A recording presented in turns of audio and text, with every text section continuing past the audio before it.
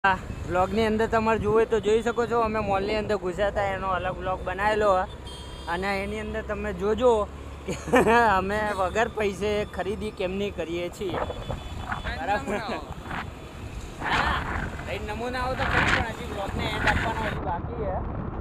પણ જો તમારે વિડીયો જોવો હોય તો તમે એની અંદર જઈને જોઈ શકો છો કે અમે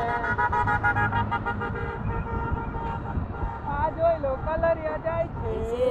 ધીસ ઇઝ છપરી કલર આ